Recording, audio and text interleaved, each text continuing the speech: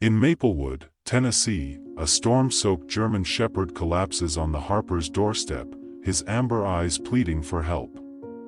6-year-old Lily's instant bond with him unravels a mystery of loyalty and danger, proving some heroes have paws. Subscribe for more heartwarming tales that'll steal your heart. The rain came down in sheets, drumming against the roof of the Harper family's modest ranch-style home in Maplewood, Tennessee. It was late September, and the evening air carried the sharp bite of an early autumn storm. Thunder growled low, shaking the windows, while lightning carved jagged paths across a sky as dark as coal. Inside, the kitchen glowed with the soft light of a pendant lamp, where Sarah Harper stirred a pot of chili, the spicy aroma mingling with the sweetness of cornbread baking in the oven. Her husband, James, chopped onions at the counter, his flannel shirt sleeves rolled up, a faint smile on his face as he teased her about adding too much cumin.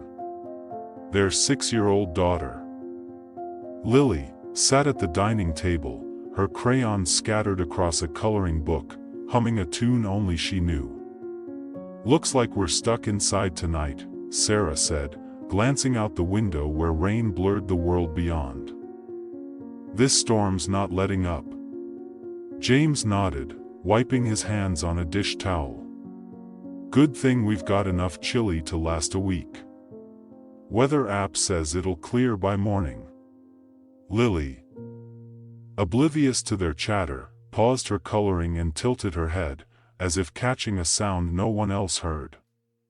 Her hazel eyes, bright with curiosity, darted toward the front door. "Mommy," she said, her voice small but clear, "something's outside." Sarah turned, wiping her hands on her apron.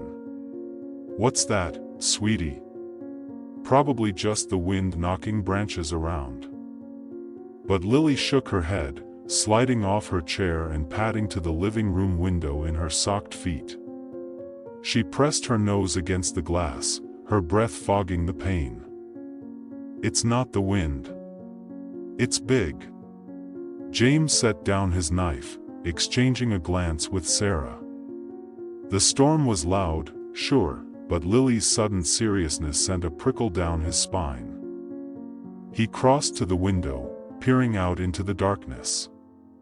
Rain lashed the porch, and the mailbox swayed wildly, but nothing else seemed amiss. Then, a faint sound cut through the storm's roar, a scratching. Deliberate and urgent, coming from the front door. "Stay here," James said, his tone firm but calm. He grabbed a flashlight from the counter and moved toward the door, Sarah close behind, her hand on Lily's shoulder to keep her back. The scratching came again, followed by a low, pained whimper that made Sarah's heart lurch. "James, be careful," she whispered, her voice tight. He nodded, twisting the doorknob and pulling the door open just a crack. A gust of cold, wet air rushed in, carrying the scent of rain-soaked earth. There, sprawled across their welcome mat, was a German shepherd, its black and tan fur matted with mud and water. The dog was massive but gaunt, its ribs stark beneath its soaked coat. A jagged wound marred its flank, crusted with blood and dirt, and its chest rose and fell with shallow, labored breaths. Amber eyes flickered up to meet James's, not with fear or aggression, but with something else, desperation. Trust, maybe even recognition. "Oh my God," Sarah gasped, her hand flying to her mouth. "James, it's hurt." Lily slipped past her mother's grasp, crouching near the door before Sarah could stop her. "He's sad," she said, her voice trembling. "He needs us." "Lily, get back," Sarah said sharply, pulling her daughter behind her. "We don't know this dog. He could be dangerous." But Lily's eyes, wide and unshaken, stayed fixed on the shepherd. "He's not dangerous, Mommy. He's lost." James knelt, keeping a cautious distance.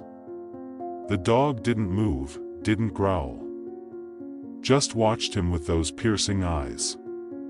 A worn leather collar circled its neck, a single tag glinting faintly in the porch light. "Buddy," James read aloud, squinting at the scratched metal. "No address, no number. Just a name." The dog, Buddy, whimpered again, his head sinking lower, as if the effort of lifting it had drained him. Rain pooled around him, tinged pink with fresh blood from his wound.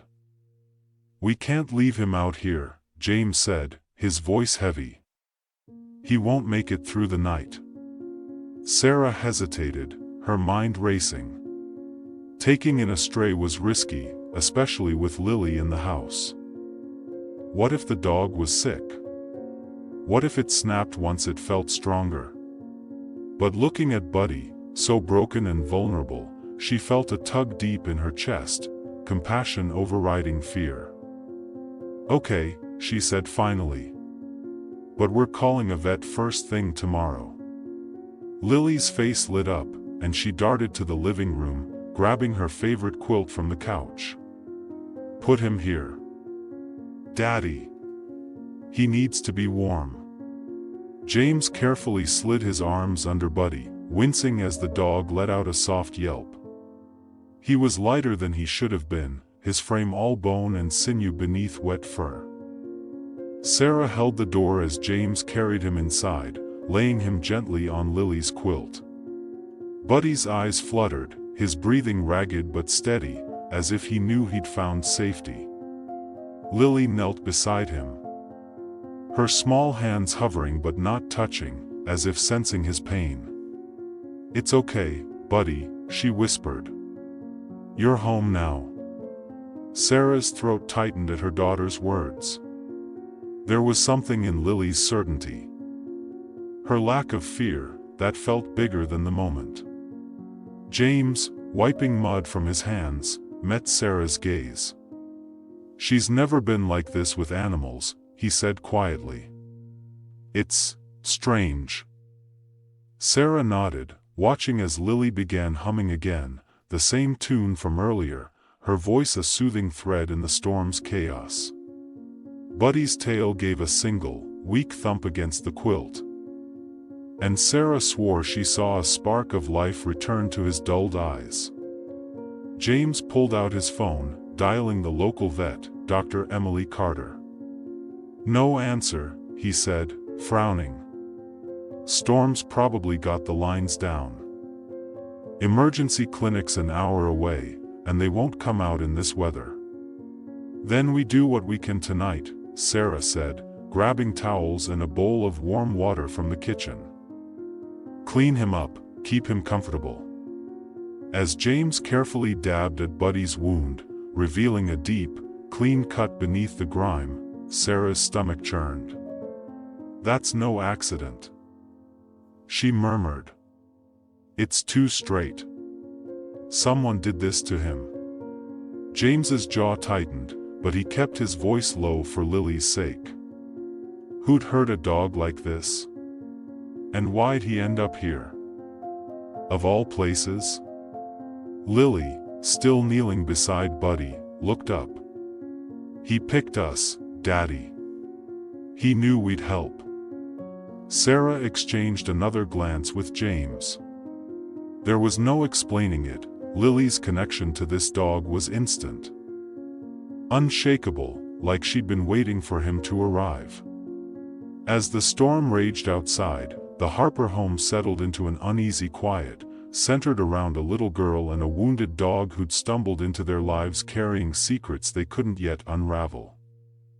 Over the next few hours, Sarah and James took turns checking on Buddy. His fever was high, his wound oozing despite their efforts to clean it. Lily refused to leave his side, curling up on the couch with her stuffed rabbit. Mr. Flops, watching him with a vigilance that broke Sarah's heart. Around midnight, Sarah found her daughter whispering to Buddy, her words too soft to catch but filled with a tenderness that seemed beyond her years. "He's going to be okay, isn't he?" Sarah asked James as they stood in the kitchen, the chili long forgotten.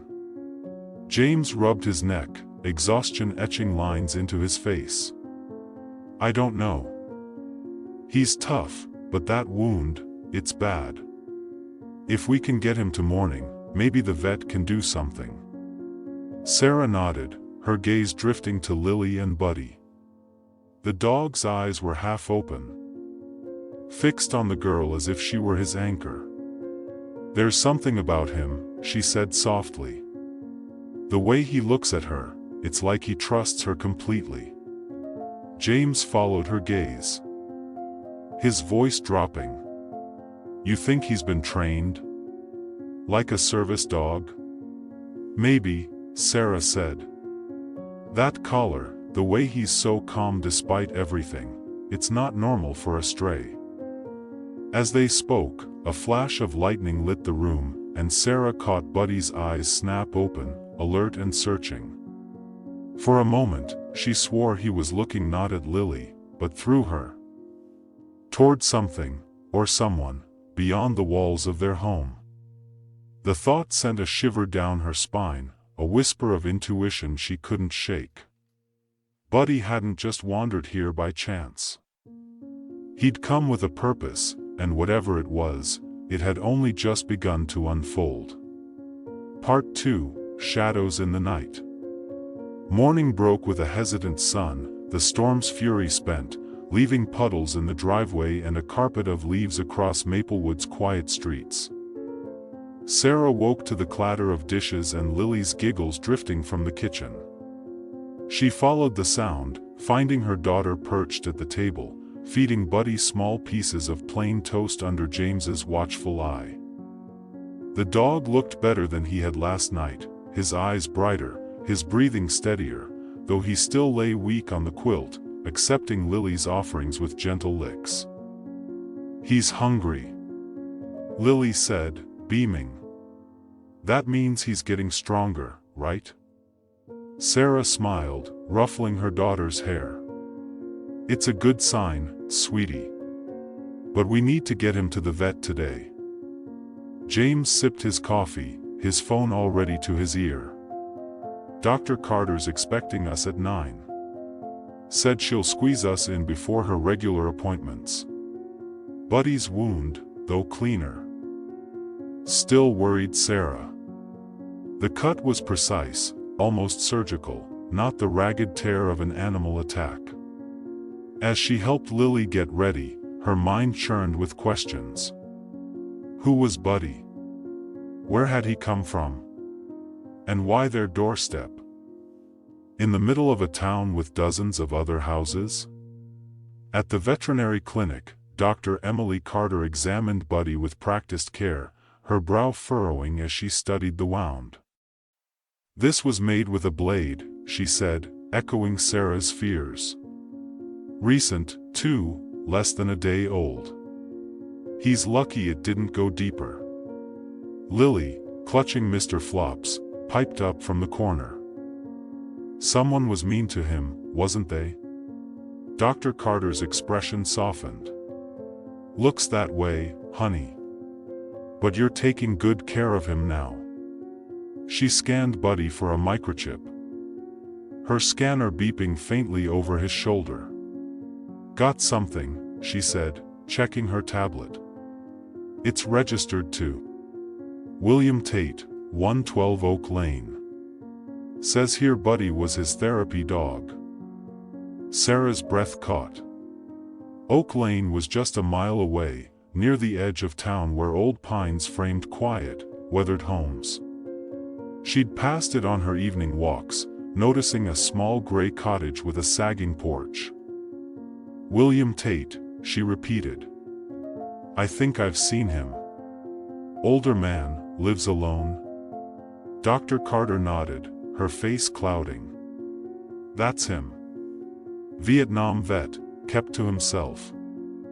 I heard he passed a few months back, stroke. I think. Neighbor found him in his yard." James frowned, leaning forward. "If Tate's gone, where's Buddy been all this time?" That's the question, Dr. Carter said. He's malnourished. But not as bad as you'd expect for months on the street. Someone might have been feeding him, or he was hiding out somewhere close. Lily, who'd been listening quietly, spoke up. He was waiting for his friend. The lonely man. But his friend didn't come back. Sarah and James exchanged a look. Lily's words carried that same eerie certainty, as if she knew more than she could possibly understand. Dr. Carter prescribed antibiotics and a salve for Buddy's wound, advising rest and small, frequent meals. He's a fighter, she said, patting Buddy's head. With care, he'll pull through.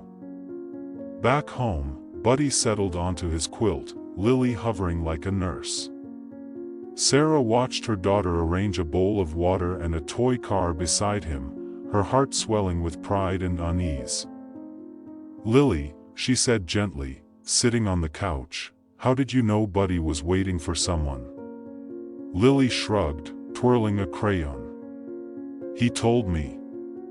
Not with words, but, in my head. Like a picture. James, overhearing, raised an eyebrow. A picture, huh? You sure it wasn't a dream? Lily shook her head, stubborn. It's real, Daddy. Buddy shows me things.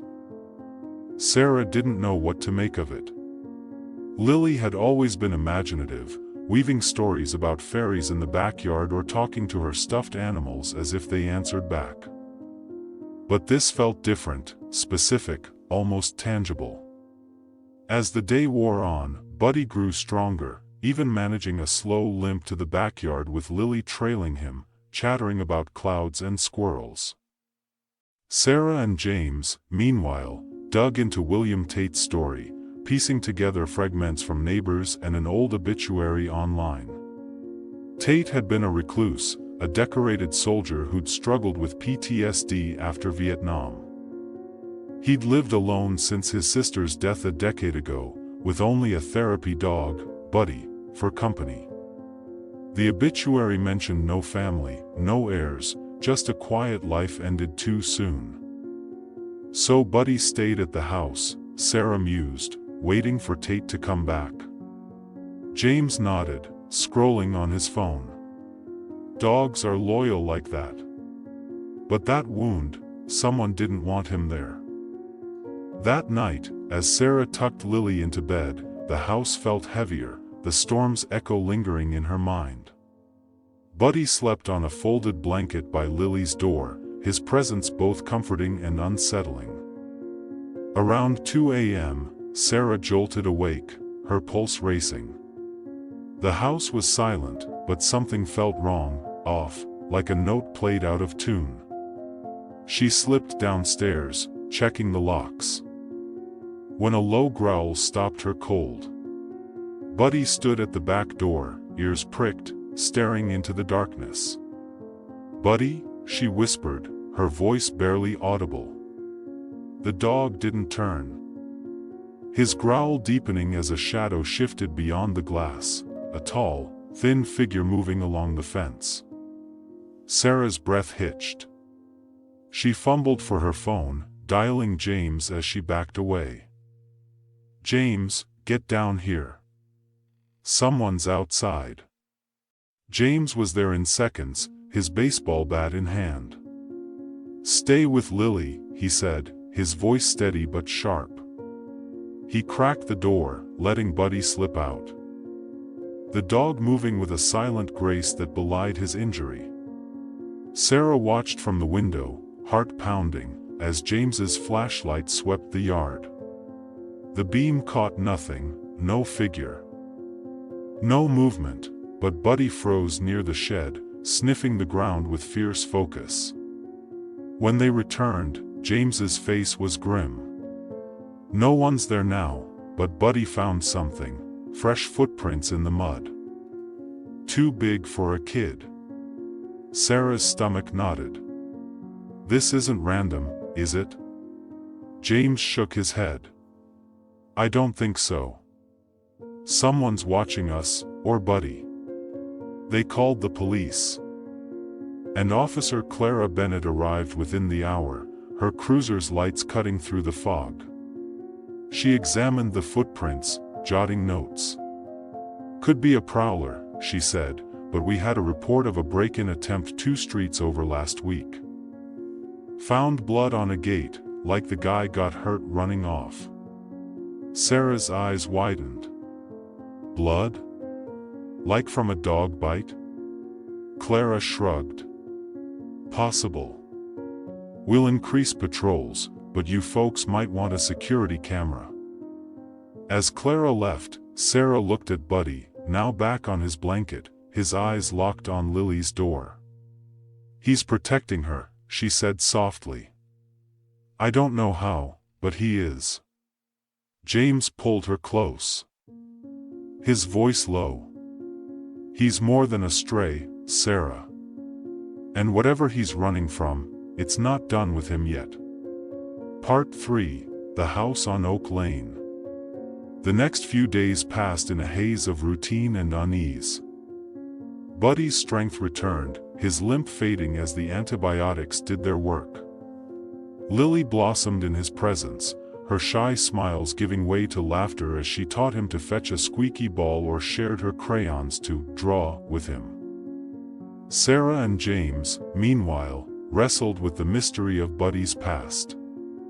Why had he stayed near Tate's house so long? Who had hurt him, and why were shadows creeping around their home? On the 4th morning, Sarah drove to Oak Lane, curiosity outweighing caution. The gray cottage looked sadder in daylight, its paint peeling, windows dark. She knocked, half expecting no answer. But a neighbor, Mrs. Evelyn Reed, poked her head out from next door. "You looking for Bill Tate?" she asked, wiping flour from her hands. "He passed, I heard," Sarah said. "I'm here about his dog. We found him, injured." Evelyn's eyes softened. "That'd be Buddy. Sweet boy, always by Bill's side. After Bill died, I'd see Buddy in the yard sometimes, like he was waiting. Left food out when I could, but he'd mostly hide." "Did anyone else come around?" Sarah asked, thinking of the figure in their yard. Evelyn frowned. "Bill's nephew, Nathan Tate. Showed up a few times. Not a nice man, yelled about money, said Bill owed him the house. Haven't seen him since summer, though."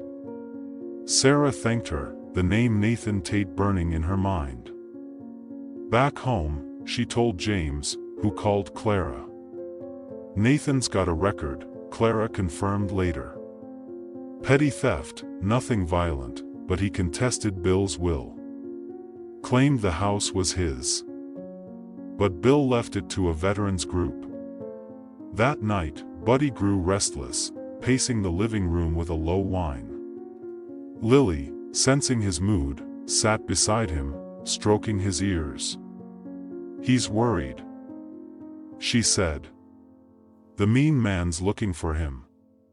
Sarah's heart skipped. "What mean man, Lily?" "The one who hurt him," Lily said, matter of fact. "Buddy saw him at the lonely man's house." James knelt beside her. "Did Buddy tell you this?" Lily nodded. "In my dream. He showed me a box under the floor. It's important." Sarah and James exchanged a look, the pieces clicking. A hidden box, a greedy nephew, a dog who knew too much. Buddy's arrival wasn't chance. He was guarding something, and Nathan wanted it. Against James's protests, Sarah insisted they check Tate's house. "If there's something there, we need to know before Nathan comes back," she said. At dusk, they left Lily with a neighbor and drove to Oak Lane, Buddy in the back seat, his eyes sharp.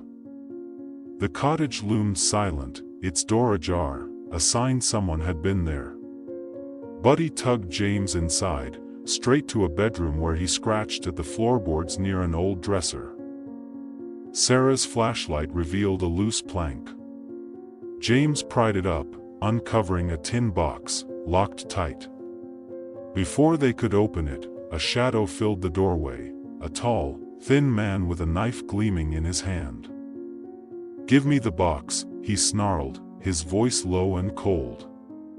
Buddy lunged, teeth bared, knocking the man back. James swung his flashlight, catching Nathan's arm, and Sarah grabbed the box as they bolted outside.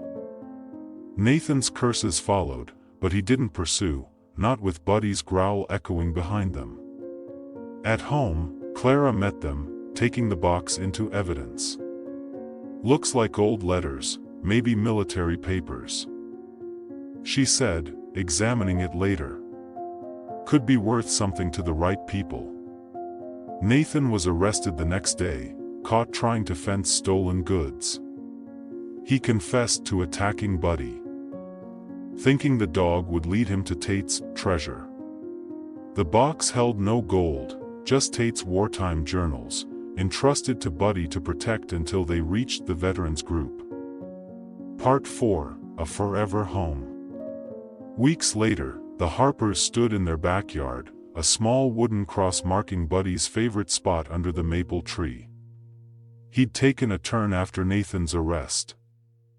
His heart, strained by years of loyalty, giving out one quiet morning. Lily had held him, whispering, "You did good, Buddy," as he slipped away, his eyes peaceful at last. The veterans group, led by a kind woman named Linda Hayes, confirmed Buddy's role as Tate's guardian. He was trained to sense danger, to protect secrets, Linda said at a memorial for Tate, where Buddy's collar rested beside a photo of the old soldier. "He chose your family to finish his mission." Lily, now 7, carried Buddy's memory in her sketches, dogs running through fields, stars above.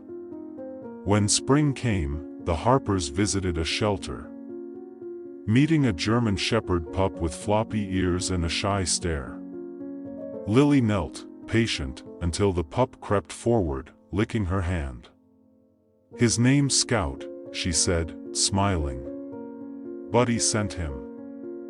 That night, Scout slept by Lily's bed, his small form a promise of new beginnings. Sarah watched them, her heart full, knowing some bonds, like love, like loyalty, never truly fade, no matter the storm. The story of Buddy and the Harpers teaches us that compassion can heal even the deepest wounds, human or canine. Trusting our instincts, like Lily did, can forge unbreakable bonds and turn strangers into family. It reminds us that love and loyalty, whether from a child or a dog, can light the way through any storm, offering second chances when we least expect them. Have you ever felt a connection that changed your life? Share your story in the comments below, we'd love to hear it. Like this video if Buddy touched your heart. And subscribe for more tales of hope and heroism. Where are you watching from today? Let's connect.